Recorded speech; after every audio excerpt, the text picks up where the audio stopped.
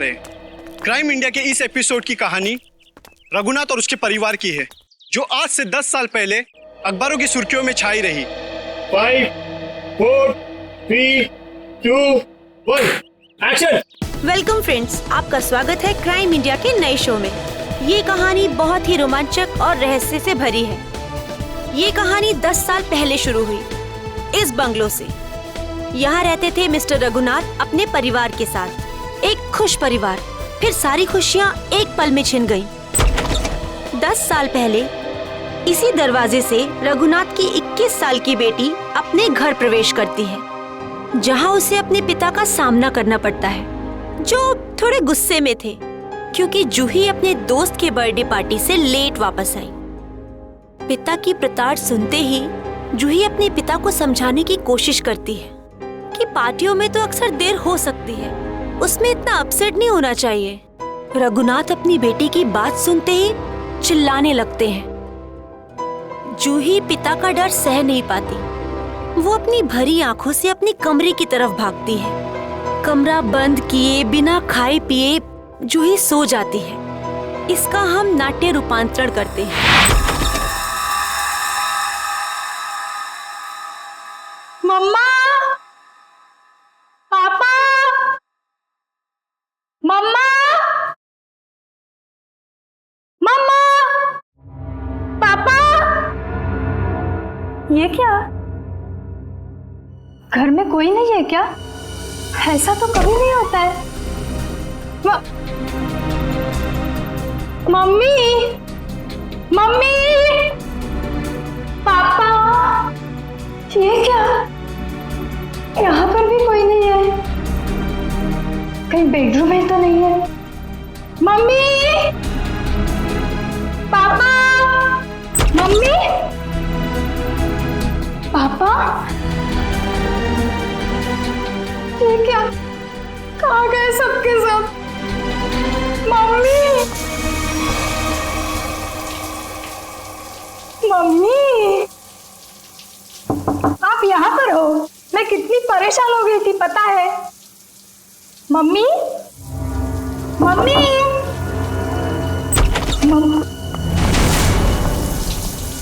ये क्या? पानी का नल खुला छोड़ के? मम्मी तो ऐसा कभी नहीं करती। मम्मी, पापा, राहुल, राहुल, राहुल, राहुल। अरे राहुल को स्कूल छोड़ने गई होगी मम्मी।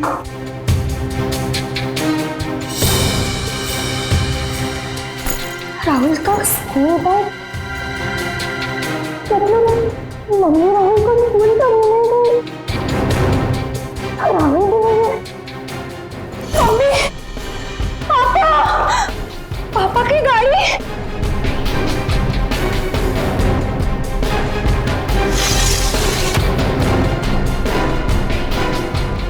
पापा की गाड़ी तो यही है। पापा तो ऐसा नहीं करते कभी।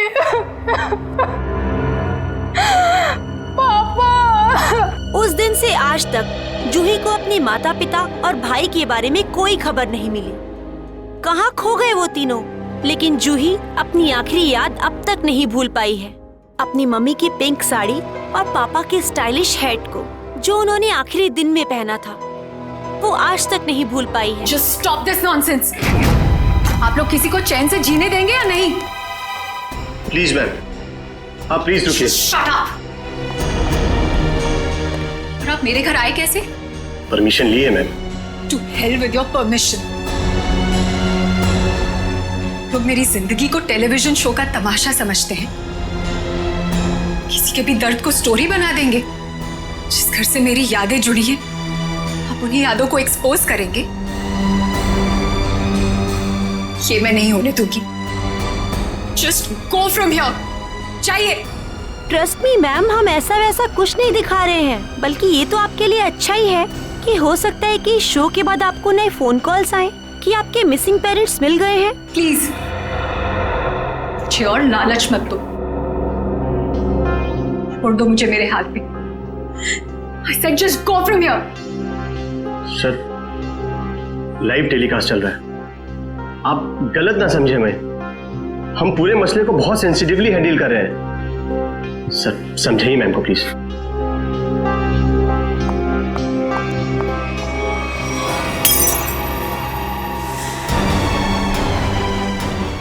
समझाइए इन्हें कि क्या करिए। तुम लोग जाते हो यहाँ से या मैं अपनी जान लूं? छोड़ो मुझे, छोड़ो मुझे, छोड़ो तुम मुझे। आज अपनी जान लेके दिखाऊंगी। उदय, उदय, कितना खून निकल रहा है। पैकअप, पैकअप, चलो चलो चलो, इन्हें हॉस्पिटल लेके चलो। चल चल।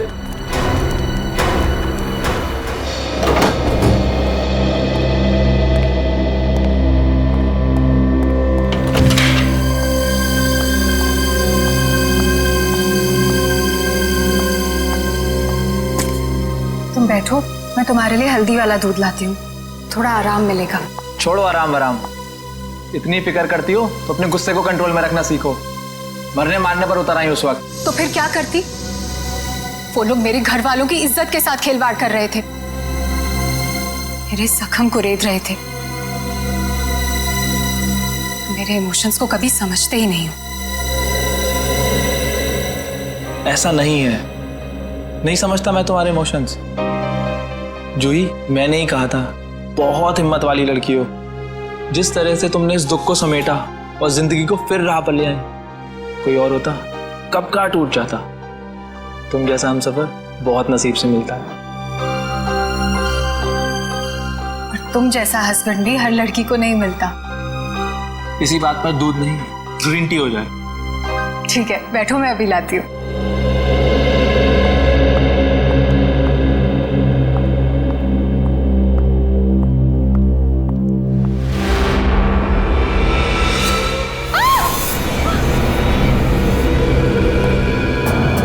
क्या हुआ जूही?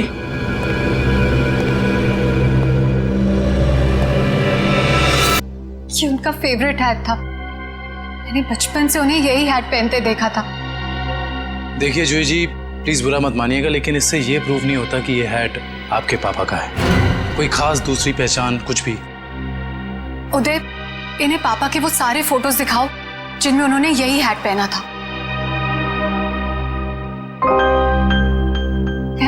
मैं पापा से कई बार कहती थी कि ये हैट पुराना हो गया है, इसे फेंक दो।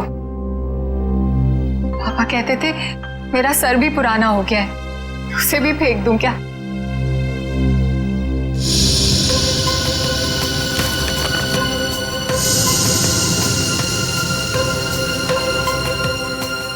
जोश जी, इसे देख के तो ये जाहिर नहीं होता कि ये हैट यही वाला है।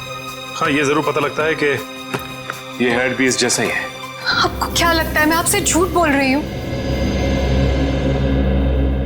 एक काम कर, जरा घर के खिड़की दरवाजे चेक कर। जी सर।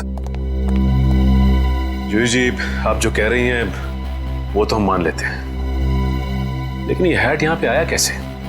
अपने आप तो नहीं आया। जी सर, किसी ने तो इसे यहाँ रखा ही है। आपको किसी पे शक? नहीं सर, पीछे के सारे दरवाजे और खिड़कियां अंदर से बंद है सर। इसका मतलब जो भी अंदर आया उसके पास मेन डोर की चाबी थी। जूही जी, आपने अपने घर की चाबी किसी और को भी दी है क्या? नहीं तो। हाँ, मुझे याद आया, एक्चुअली कुछ दिन पहले शॉपिंग आर्केड में मेरा पर्स चोरी हो गया था और घर की चाबियां भी उसी में थी। बड़ी लंबी प्लानिंग की गई है, लेकिन 10 साल बाद ये हैट यहाँ रखने का क्या मतलब हो सकता है? पूरा का पूरा परिवार गायब होता और किसी को भी पता नहीं चलता। ऐसे कैसे कोई गायब हो सकता है? सर, पुलिस रिपोर्ट में लिखा है कि ना किसी ने चीखने चिल्लाने की आवाज सुनी, ना ही कोई गोली चलने की आवाज सुनी। सर, जब ये हुआ तब जूही अपने ऊपर वाले बेडरूम में सो रही थी और बाकी के परिवार के लोग नीचे थे, तो अगर शोर शराबा होता तो जूही को जरूर सुनाई देता। एग्जैक्टली। अच्छा, इस वॉचमैन का क्या कहना है? सर, उसने बताया कि उसने ना किसी ऐसे आदमी को और ना ही ऐसी किसी गाड़ी को बाहर जाते हुए देखा। सर, यहाँ तक कि उसने रघुनाथ जी की फैमिली को भी उस घर से बाहर जाते हुए नहीं देखा। सर, रिपोर्ट में ये भी लिखा है कि घर में जबरदस्ती अंदर आने का कोई निशान भी नहीं मिला था। सर एक बात समझ में नहीं आ रहा, जब घर के सारे लोग गायब हैं तो ये जूही कैसे बच गई? वही तो, जूही को क्यों छोड़ा है? सर हो सकता है उसे जानबूझकर किडनैप नहीं किया गया, ये भी कोई साजिश हो। अच्छा, उस हैट पर से कोई उंगलियों के निशान मिले? हाँ सर, उस हैट पे 5 लोगों की उंगलियों के निशान मिले हैं। 2 तो जूही और उसके हस्बैंड के हैं, बाकी के मैच नहीं हुए हैं। जूही और उसके पति की उंगलियों के निशान, हो सकता है 10 साल बाद जब अपने पिता की हैट देखी तो दोनों ने उठाई होगी। सर, अखबार की एक कटिंग में लिखा था कि रघुनाथ जी के एक भाई हैं, हिमांशु, जिनसे उनकी ज्यादा बनती नहीं थी। दोनों भाइयों में प्रॉपर्टी को लेकर कोई झगड़ा चल रहा था। अब बाद में हिमांशु ने जूही से कुछ पुराने इन्वेस्टमेंट्स लौटाने के लिए कहा था सर। दया, इस हिमांशु के बारे में पता लगाना पड़ेगा। सर एक और बात पता चली है। क्या? सर जब हम इस केस की फाइल्स लेने गए तो वहां से पता चला कि ये फाइल्स इंस्पेक्टर विजय भी 2-3 दिन पहले लेकर गए थे। इंस्पेक्टर विजय? दया, इंस्पेक्टर विजय तो रिटायर हो चुका है, और फिर भी उसे इस केस में दिलचस्पी क्यों? रिटायरमेंट के बाद में तो केस छोड़ देना पड़ता है। नहीं नहीं नहीं नहीं, ये नहीं हो सकता। या तो रघुनाथ जी का केस सॉल्व होगा या तो रिटायर्ड इंस्पेक्टर विजय डिसॉल्व होगा। ये मेरी भी जिद है। और रणजीत, मैं बहुत नजदीक पहुंच गया हूं, किसी भी दिन कमिश्नर के पास पहुंच सकता हूं। सर्विस के दौरान 99 केस और रिटायरमेंट के बाद ये पहला केस, यानी हो गए पूरे 100। रणजीत, मैं बाद में फोन करता हूं, मैं देख के आता हूं क्या गिरा है।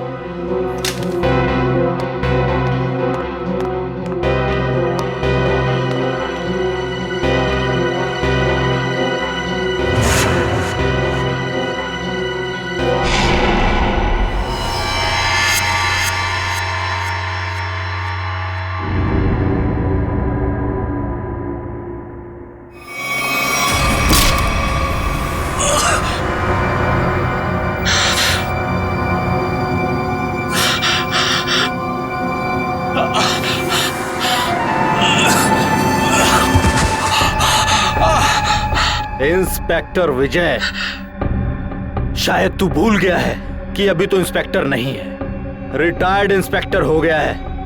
बस अब तेरी कहानी खत्म।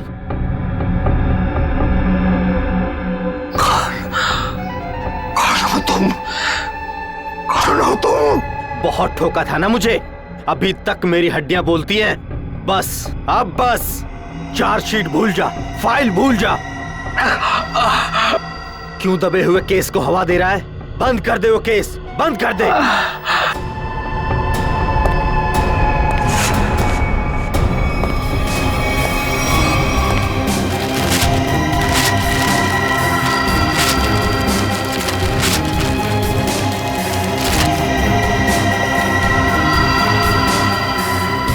अब तो सिर्फ उनकी यादें।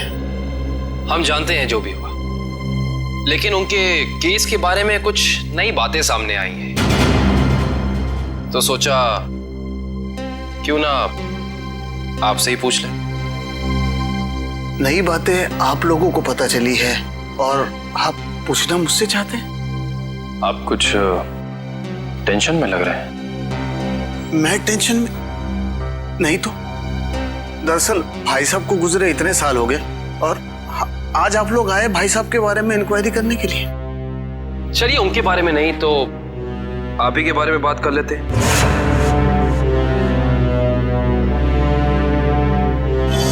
कल दोपहर में कहाँ थे आप? कल ऑफिस में था। ऑफिस? रियली? इसमें हैरान होने वाली क्या बात है? आप कल 12 से 3 बजे तक ऑफिस में ही थे।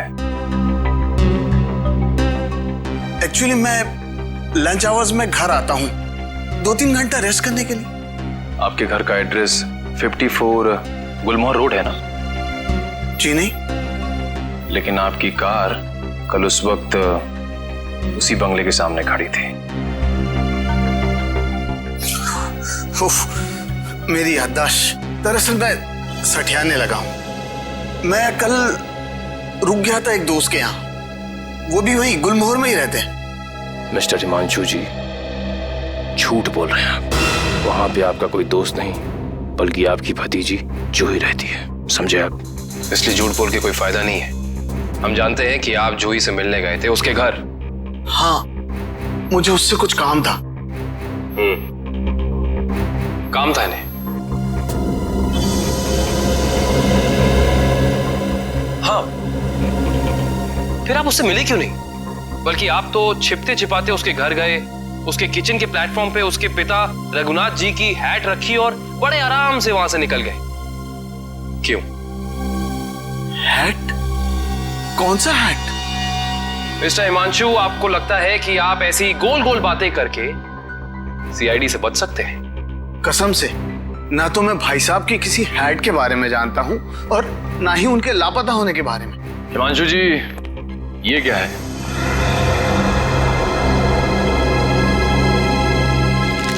बॉन्ड्स है, मेरे ही है। यही चुराने गया था मैं वहां। बॉन्ड्स? हिमांशु जी, आप अपने ही बॉन्ड्स चुराने गए थे? मिस्टर हिमांशु, आप क्या बचपन से ही ऐसी बेफिजूल की पहेलियां बुझाते रहते हैं? पहली नहीं, सच कह रहा हूं। मैंने और भाई साहब ने मिलकर इन्वेस्ट किया था इनमें, लाखों के हैं। भाई साहब लापता हो गया और जूही कब्जा करके बैठ गई, दे ही नहीं रही थी। क्या करता, अपनी ही चीज चुरानी पड़ी। हिमांशु जी, चलिए मान लिया एक पल के लिए कि आप सच बोल रहे हैं, लेकिन मैं सच ही कह रहा हूं, लेकिन एक बात आप लोगों को बोलना भूल गया। जैसे ही मैं बॉन्ड्स लेकर वहां से निकल ही रहा था कि अचानक दरवाजा खुलने की आवाज आई। मैं घबरा कर छुप गया। मुझे लगा कि शायद उदय या जूही होंगे, लेकिन कोई और ही था। कौन था? मैं उसका चेहरा तो नहीं देख पाया, सिर्फ पीठ ही देख पाया। लेकिन इतना तो तय है कि वो उदय नहीं था, क्योंकि वो उदय से काफी लंबा और तगड़ा था। बाल लंबे थे, जैकेट पहन रखी थी और शायद जीन्स थी। अच्छा, और कोई खास बात याद है आपको? कोई खासियत, जैसे उसे भीड़ में देखे तो पहचान लें? हाँ, उसके शूज क्रोकोडाइल लेदर के थे। Crocodile leather?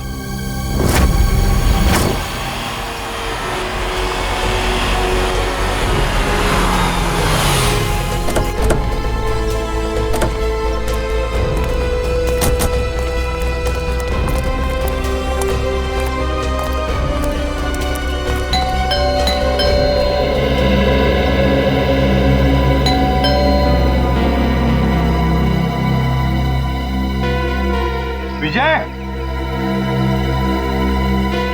Vijay, Vijay sir.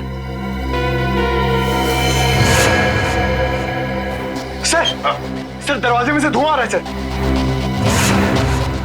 My God, Dushyant दरवाजा खोलो। विजय, विजय, विजय, विजय, पेपर जल रहा है, जल्दी से बुझा लें। Yes sir. Vijay, Vijay sir.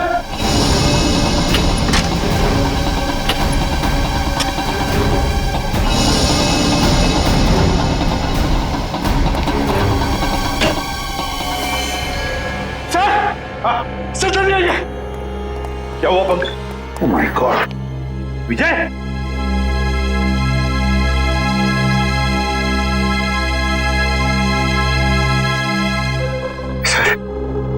Sir ये मर चुके हैं। सिर पर वार किया है, गोली भी चली है सीने में। सर, दो गोलियां लगी हैं। माय गॉड,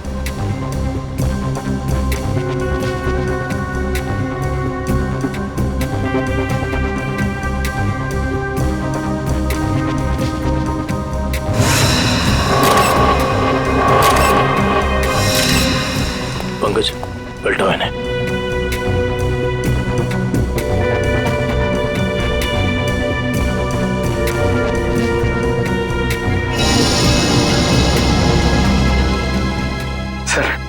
सर ये कैसे हो सकता है सर? विजय जी इतने सीनियर और एक्सपीरियंस ऑफिसर हैं, फिर इन्हें इन्हीं के घर में गोली मार दी। जिसने भी किया है पंकज, जो खिड़की का शीशा तोड़ा, बोल्ट नीचे किया, खिड़की खोलकर अंदर आके यहाँ चुप कर बैठा होगा। शायद आवाज सुनकर विजय इस कमरे में आया तो उसने विजय के सिर पर वार किया और फिर 2 गोलियां भी डाल दी। सर लगता है कि खूनी और विजय जी की कोई पुरानी दुश्मनी थी, इसीलिए रिटायरमेंट के बाद मौका मिलते ही इन्हें मार डाला। ये भी तो हो सकता है ना दुष्यंत कि विजय किसी मुजरिम के लिए खतरा बन गया था, शायद उसी ने किया हो। ढूंढो इस कमरे को अच्छी तरह, एक एक कोना छानो। और पंकज, कुछ ना कुछ तो मिलना चाहिए, ढूंढो अच्छी तरह से।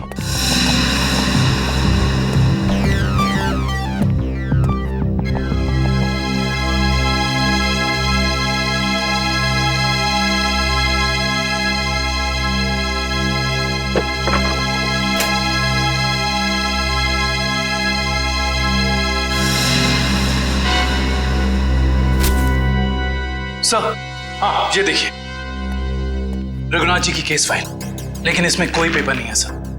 बाकी सब केस फाइल के पेपर्स हैं।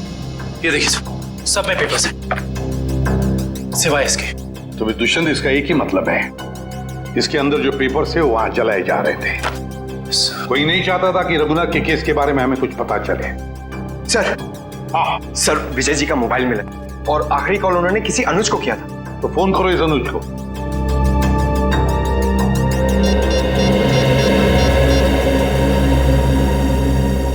हेलो, अनुज कुल्फी वाले? अरे यार, मैंने 10 कार्टन मलाई कुल्फी बोली थी, क्या हुआ? अभी तक भिजवाई क्यों नहीं? क्या कुल्फी वाले नहीं हो? तो फिर कौन हो तुम? मॉडल? मॉडल है? मॉडल अनुज? मॉडल और पुलिस वाली बार गायब हो गया था और इंस्पेक्टर विजय को यह लगता था कि शायद मैं उनके गायब होने के बारे में उन्हें कुछ इंफॉर्मेशन दे सकता हूं। तो क्या कहा तुमने इंस्पेक्टर विजय को? कुछ नहीं सर, मैंने उन्हें वही कहा जो मैं पहले से कहता आ रहा हूं कि मैं कुछ नहीं जानता। तुम्हें कुछ नहीं पता? पंकज, अरे ये किधर जा रहे हैं आप लोग? तुम्हारे घर की तलाशी ले रहे हैं। अच्छा अनुज, ये बताओ कि जूही के घर से उसके पिता की हैट मिली है, इतने दिनों बाद वो हैट वहां कैसे आई? सर, मैं आपसे सच कह रहा हूं, ना तो मैं किसी हैट के बारे में जानता हूं और ना ही किसी गायब हुए परिवार के बारे में। अनुज, तुम्हारे और जूही के परिवार एक दूसरे को अच्छी तरह से जानते थे और फिर भी तुम कह रहे हो कि तुम्हें कुछ नहीं मालूम है? चलो ठीक है, तब बताओ, कल दोपहर को कहां थे तुम? कल मैं अपने एक फ्रेंड के एग्जीबिशन की ओपनिंग में गया था।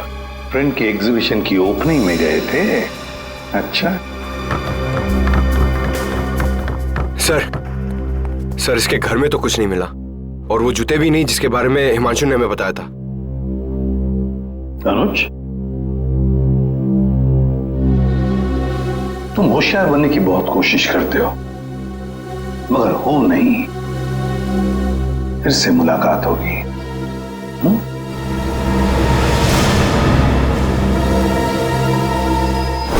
तो समझ में नहीं आ रहा ये आदमी चाहता क्या है। जो एक तरफ वो जूही के घर में हैट रखता है और दूसरी तरफ विजय को मारकर केस के फाइल्स, पेपर्स और फोटोज मिटा देता है। क्यों? लगता है उसे पता चल गया था कि विजय जल्दी अपराधी को पकड़ने वाला है। लेकिन एक बात समझ में नहीं आ रही है कि उसने रघुनाथ की हैट जूही के घर में क्यों रखी? क्या सोच रहा है वो? कोई ना कोई चाल तो जरूर है दया, इसके पीछे कोई ना कोई चाल तो है। ये केस कुछ ज्यादा ही उलझा हुआ है सर। वैसे विजय के काम करने के तरीके को मैं अच्छी तरह से जानता हूं। वो सारे के सारे अंडे एक ही टोकरी में कभी नहीं रखता। इन्वेस्टिगेशन की अलग अलग कड़ियां वो अलग अलग जगह पर रखता था। सर, विजय के सारे रिलेटिव्स से पता किया, किसी को भी मालूम नहीं है कि वो कर क्या रहा है। उसके मोबाइल से कुछ पता चला? नहीं सर, कुछ पता नहीं चला। वे देखना पड़ेगा मौत के कुछ दिन पहले विजय कहां कहां गया था, किस किस से मिला था। सर, इंस्पेक्टर विजय के घर पे हमें जो जले हुए कागज के टुकड़े मिले थे, उनमें से ये टुकड़ा आधा जला हुआ है और इस पर नवदीप गराज लिखा हुआ है। नवदीप गराज? दया, विजय ने ये नाम ऐसे नहीं लिखा है।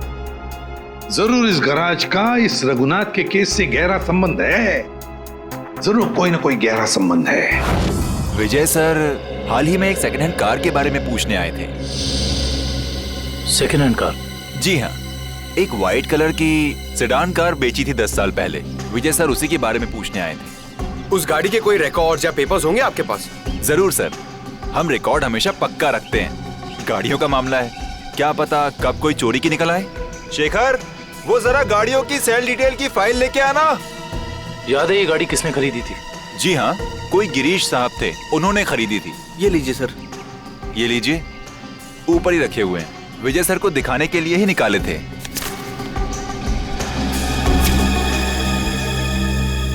ये देखो, ये कार 14 अप्रैल 2004 को बेची गई थी। रघुनाथ जी के गायब होने के ठीक 2 दिन पहले सर? राइट। इसका मतलब है कि इस कार को रघुनाथ जी फैमिली के गायब होने के बीच कोई ना कोई ताल्लुक जरूर है। मतलब सर, विजय जी ने गाड़ी तक पहुंचने का जो रास्ता चुना है वो जरूर रघुनाथ जी तक जाता होगा। एक काम करते हैं, पहले तो आरटीओ से ये पता करते हैं कि ऐसी किसी कार का रजिस्ट्रेशन हुआ था या नहीं, और विजय जी के मोबाइल पोजीशनिंग रिकॉर्ड से ये पता करते हैं कि पिछले दिनों वो कहाँ गया था। हो सकता है इस केस को सॉल्व करने में हमें कोई मदद मिल जाए। सर, ये लैटिट्यूड 345 नॉर्थ और 213 ईस्ट है। सर, एग्जैक्ट वही लोकेशन है जो विजय जी के मोबाइल फोन में स्टोर है। सर, विजय जी इस जंगल में यहाँ आए थे, लेकिन उन्हें यहाँ मिल के सकता था। करण, वो जरूर इस केस से जुड़े हुए कुछ सबूत ढूंढने के लिए यहाँ आया। ये भी तो हो सकता है कि वो उस सफेद गाड़ी के पीछे आया हो। लेकिन सर, ये जंगल बहुत दूर तक फैला हुआ है, कई किलोमीटर तक। ऐसे में इस जंगल की कॉम्बिंग कर पाना थोड़ा मुश्किल होगा सर। हाँ, मुश्किल हो सकता है, मगर नामुमकिन भी तो नहीं। दिव्या, ये कितना एरिया छान मारा था उसने? सर, यहाँ से 200 मीटर के घेरे में। 200 मीटर? बस तो फिर फैल जाओ चारों तरफ।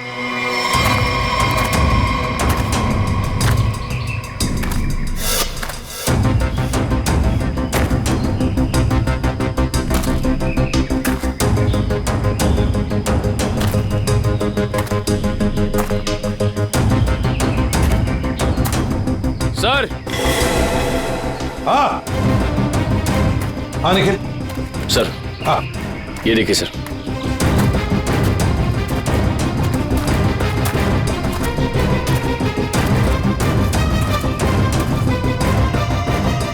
MS01 Y 5371। सर, ये तो वही सफेद कार है जो उस गैरेज से बेची गई थी। देखो जरा, गाड़ी साफ करो अच्छी तरह से।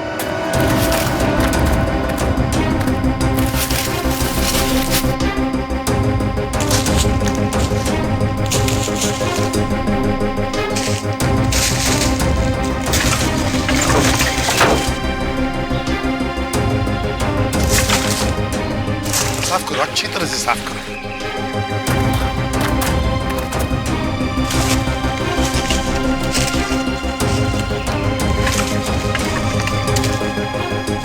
सर। हाँ सर, ये गाड़ी इतनी ऊपर खाई से नीचे गिरी कैसे होगी? एक्सीडेंट हुआ होगा। मगर सर, अगर जूही का परिवार इस गाड़ी में था तो इस गाड़ी में कुछ तो होना चाहिए, कंकाल वगैरह। पूरी गाड़ी खाली है सर। सर, 10 साल हो गए, कीड़े सब खा गए होंगे अंदर। हाँ, मगर केविन, कुछ तो मिलता है ना? एक काम करो, ये गाड़ी के अंदर जितने भी धूल मिट्टी है सब इकट्ठा करो। करण, जाकर वैक्यूम क्लीनर लेके आओ। सर, ऐसा भी तो हो सकता है कि वो लोग कभी गाड़ी में थे ही नहीं। केविन, ये भी तो हो सकता है कि गाड़ी के अंदर जितने भी परिवार वाले थे उनकी लाशों को कहीं और फेंक दिया और गाड़ी को यहाँ खाई में लाकर नीचे ढकेल दिया।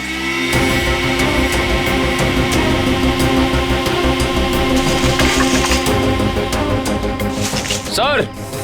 हाँ। ये देखिए सर, लॉकेट। सर, ये तो जूही की माँ का लॉकेट है। बिल्कुल ऐसा ही लॉकेट मैंने उन्हें एक फोटो में पहने हुए देखा है। जूही की माँ का लॉकेट? जी। फिर इसका एक ही मतलब हो सकता है कि जूही के परिवार वालों को इसी गाड़ी में लाया गया। और फिर उनकी लाशों को कहीं और ठिकाने लगा दिया और गाड़ी को यहाँ इस खाई में लाके ढकेल दिया ताकि कोई सबूत न रहे। ना रहेगा बांस, ना बजेगी बांसुरी। जी साळुंखे साहब, कुछ पता चला? अरे यार अभिजीत, ये बात गलत है यार। आते ही इधर से सवाल कर देते हो। मैं यार आए हो, हाल चाल पूछो, अपने बताओ। मतलब हाल चाल? अरे हाल चाल पूछने वाला था सर। कैसी है तारिका जी? अरे भाई साहब, मैं अपने बारे में बात कर रहा हूँ भाई। मेरे भी तो हालचाल पूछ सकते हो ना यार। आपके? हाँ, क्यों? हाँ, क्यों नहीं। आपके हालचाल कैसे हैं आप? हाँ, मैं अच्छा हूँ। ये हुई ना बात। अब आओ पूछो। अरे आए हो, हालचाल पूछो, हाय हेलो करो, काम तो होता ही रहता है, बताएंगे ही ना। अब बताओ क्या पूछ रहे थे तुम? ये जो धूल मिट्टी मिली थी कार में से, हाँ, इसमें से आपको कुछ मिला? हाँ विजय, इस मिट्टी में से हमें एक नाखून का टुकड़ा मिला और कुछ बाल मिले। उनमें से एक बाल किसी 40 साल की महिला का है और ये नाखून का टुकड़ा किसी 10-12 साल के बच्चे का है। और इन दोनों का रिकॉर्ड नहीं है हमारे पास। जरूर ये जूही की माँ और उसके भाई का होगा। और बाकी बाल के टुकड़ों का अभी भी टेस्ट चल रहा है। रिपोर्ट लेने गई है श्रेया। सर, पता चला है कि रघुनाथ जी की फैमिली के गायब होने के कुछ दिन पहले ही उन्होंने अपने खास एम्प्लॉय मुकेश को नौकरी से निकाल दिया था। मुकेश? कहीं सबके पीछे इस मुकेश का हाथ तो नहीं? सर, जो बाल के टुकड़े टेस्ट के लिए गए थे उनमें से एक बाल का डीएनए मैच हो गया है। किसका है? भानु नाम है उसका। अंडरवर्ल्ड का कॉन्ट्रैक्ट किलर है, सुपारी लेके मर्डर्स करता है और कई मर्डर केसेस भी चल रहे हैं उस पर। भानु?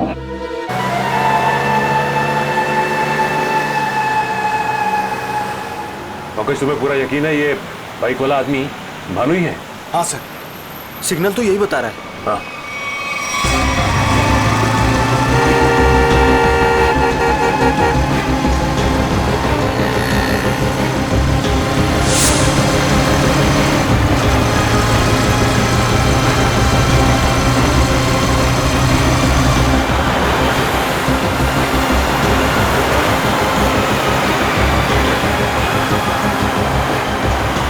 अचानक गायब कहाँ हो गया? दिखाई नहीं दे रहा। ओह माय गॉड।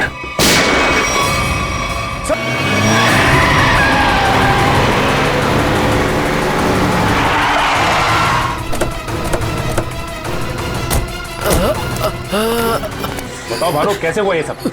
बोलो भानु, कैसे हुआ? बोलो Bhanu. Tiger point. Tiger point पे क्या भानु? भानु? ओह माय गॉड,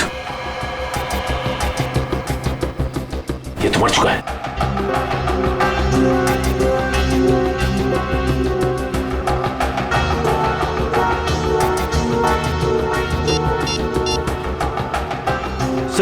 सर, इसके मोबाइल में एक अनआइडेंटिफाइड नंबर से मैसेज आया था।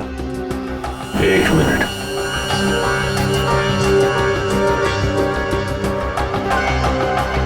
मैसेज? एक काम करो, पता लगाओ कि ये नंबर है किसका। रघुनाथ जी की कंपनी में 20 साल पूरे काम किया हूं मैं। फ्लोर मैनेजर था, प्रोडक्शन, लेबर सब मैं ही संभालता था। तो तुम्हें नौकरी से क्यों निकाल दिया मुकेश? जी सच तो ये है कि दोनों पार्टनर्स में यानी कि कुमार साहब और रघुनाथ जी के रिश्तों में दरार आ गई थी। दरार? इस दरार की वजह क्या थी? जी वो कुमार साहब को लगा कि रघुनाथ जी उनके साथ कुछ धोखा कर रहे हैं। चोरी छिपे कुछ डीलिंग्स भी कर लेते हैं। और इसलिए कुमार ने तुम्हें रघुनाथ पर नजर रखने के लिए कहा? जी हाँ, मैं रघुनाथ जी की हर खबर कुमार साहब को देता था। वो किससे मिलते हैं, क्या डील करते हैं, क्या लेन देन है, सब। और जब रघुनाथ ने तुम्हें पकड़ लिया ये सब करते हुए, तो उन्होंने तुम्हें काम से निकाल दिया? जी हाँ। और उसके ठीक 1 साल बाद में कुमार जी और रघुनाथ जी ने अपनी पार्टनरशिप खत्म कर दी। जी हाँ, ये तो होना ही था। अच्छा, वैसे इंस्पेक्टर विजय क्या जानना चाहते थे तुमसे? जी वो कुमार साहब के एक्सीडेंट के बारे में पूछने आए थे, जिनमें उनकी बच्ची और बीवी भी चली गई थी। और इंस्पेक्टर विजय को ऐसे लगता था कि ये एक्सीडेंट नहीं बल्कि एक मर्डर है। और जब पार्टनरशिप रही नहीं तो मर्डर की भी बात नहीं आती। जी दोनों पार्टनर अलग भी इस तरह हुए जैसे रजामंदी नहीं थी और फिर दोनों एक ही बिजनेस में कंपटीशन करने लगे और वो भी इस तरह की जैसे एक दूसरे को बर्बाद कर देंगे। और हाँ, कुमार साहब की मौत के बाद सबसे ज्यादा तरक्की और फायदा रघुनाथ सेठ को हुआ। कुमार की मौत का सबसे ज्यादा फायदा हुआ रघुनाथ को। सबसे ज्यादा फायदा। इस कुमार फैमिली के एक्सीडेंट के सारे डिटेल्स निकालो, देखे तो सही कि क्या ये वाकई एक्सीडेंट था या फिर। सर, आपको क्या लगता है कुमार की फैमिली की मौत के पीछे क्या रघुनाथ का हाथ था? कविन, रघुनाथ को बिजनेस में कुमार से फायदा हुआ, इसका मतलब ये नहीं कि रघुनाथ ने कुमार को मारा होगा। Okay, thank you so much. लेकिन क्या पता चला एक्सीडेंट के बारे में? सर, मिस्टर कुमार हर रोज की तरह ऑफिस से घर पहुंचे। घर से वो लोग एक रिसोर्ट के लिए निकले। उनकी पत्नी ने एक सरप्राइज वेकेशन प्लान किया था क्योंकि अगले दिन मिस्टर कुमार का बर्थडे था। वो लोग उसी रिसोर्ट पे बर्थडे सेलिब्रेट करने वाले थे। जब ये जा रहे थे, इनका बच्चा भी इनके साथ में था और उसी दौरान ये एक्सीडेंट हुआ। किस्मत भी अजीब खेल खेलती है, जहाँ एक पल खुशियाँ थीं, अगले ही पल मातम छा गया। सर, लेकिन ये एक्सीडेंट हुआ कैसे होगा? गाड़ी का अचानक ब्रेक फेल हो गया। मिस्टर कुमार की गाड़ी की स्पीड बहुत तेज थी, वो गाड़ी को काबू में नहीं कर पाए और गाड़ी लुढ़कते लुढ़कते खाई में जा गिरी। कार के ब्रेक्स अचानक फेल हो गए। अचानक, बड़ी अजीब बात है। सर, गाड़ी बिल्कुल नहीं थी। मिस्टर कुमार ने एक हफ्ते पहले वो गाड़ी खरीदी थी, तो ब्रेक फेल होने का सवाल ही पैदा नहीं होता सर। वही तो सर, ऐसा भी तो हो सकता है कि कुमार की ही फैमिली के किसी मेंबर ने रघुनाथ की फैमिली से बदला लेने के लिए ये सब किया हो। कुमार परिवार की मौत के 20 साल बाद कौन बदला लेना चाहता है? जहां पर एक्सीडेंट हुआ वहां पर मिस्टर एंड मिसेस कुमार की लाश मिली थी, बच्चे की लाश नहीं मिली है ना? एक मिनट। क्या हुआ सर? गाड़ी घुमा लो। काबिन, पता चल गया ये खूनी कौन है।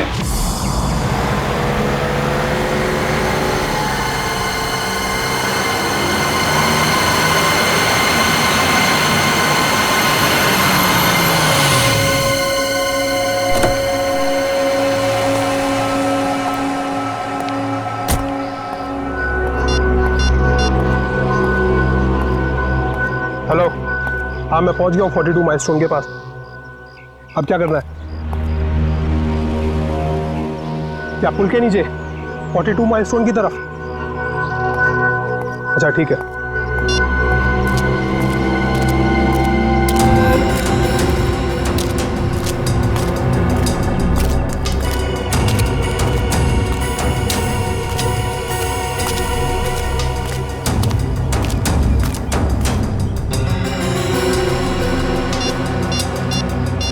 हेलो, हाँ आप किधर आना है?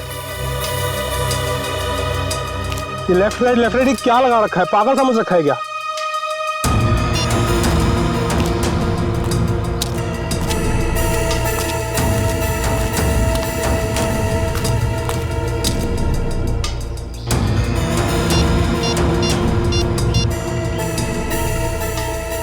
हेलो, मुझे क्या पागल समझा है क्या? तब से इधर उधर घुमा रही है। चुपचाप सामने आ जा, नहीं तो मैं वापस चला जाऊंगा। इधर मेरा मुंह खुला और तुम जेल के अंदर, इसलिए जल्दी से सामने आ और मुझे मेरा रोकड़ा दे ताकि मैं जाऊं यहां से। मैं जा रहा हूं। घबराओ मत अनुज, तुम्हारा पैसा पेड़ के पीछे रखा है।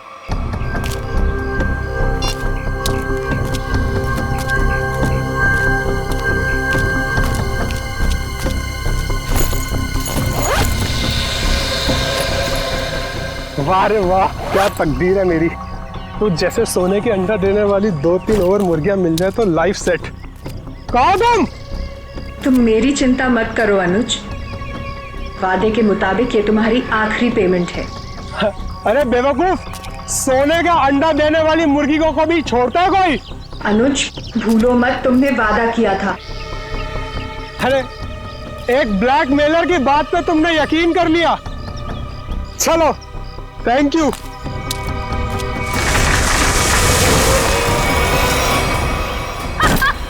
ये क्या कर रहे हो जोई तुम?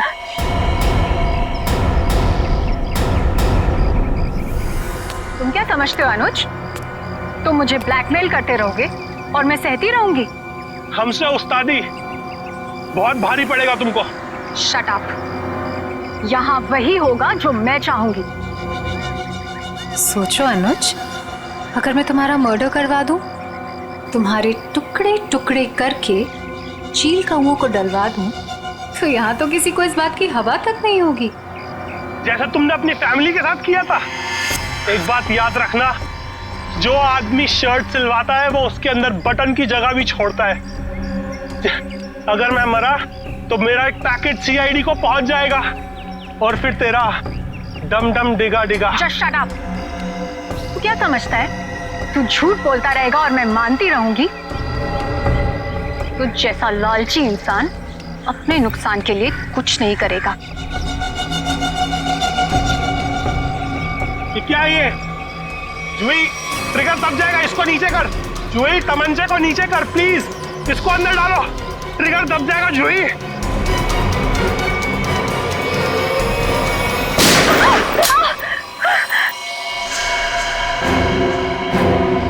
सीपी सर, आप तो आखिर आपको पता चल ही गया। खिलौना तुम्हारे हाथों में अच्छा नहीं लगता। अपने लोगों को कह दो चुपचाप हमारे हवाले हो जाए। देख क्या रहे हो? भूल दो एसीपी को।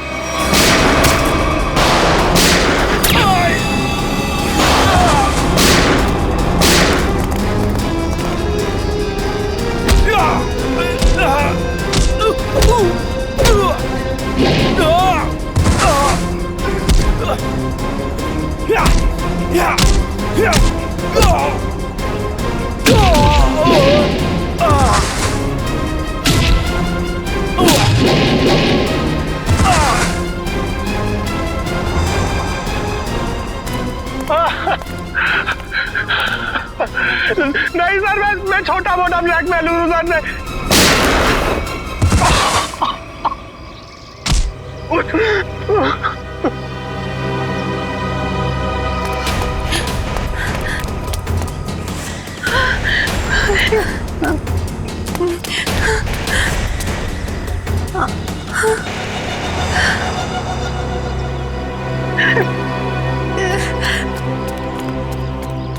देखो इस प्यारी बिटिया को जिसने अपने माता पिता का खून कर दिया।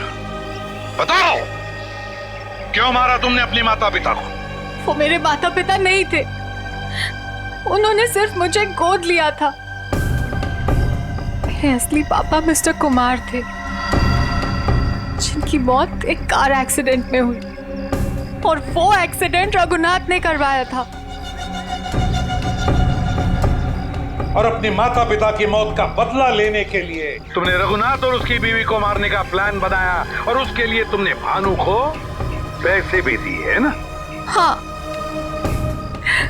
और भानु ने उस काम को पूरा अंजाम दिया। उसके बाद तुमने भानु के हाथों विजय जी को मरवा दिया, और फिर भानु को भी अपने रास्ते से हटा दिया। हाँ, क्योंकि मैं अपने खिलाफ कोई सबूत नहीं छोड़ना चाहती थी। तो सारे इल्जाम अनुज पर आ जाए, है ना?